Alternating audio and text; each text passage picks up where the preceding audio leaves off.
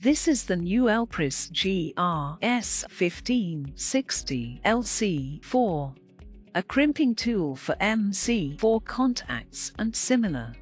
To crimp the pin for the MC4, you simply put the pin in the correct position, depending on size.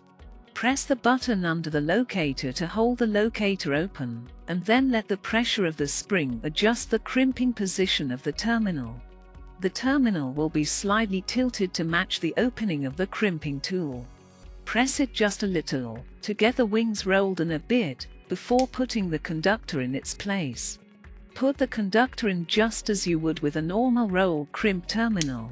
It should stick out just a millimeter or two. Then perform the crimp.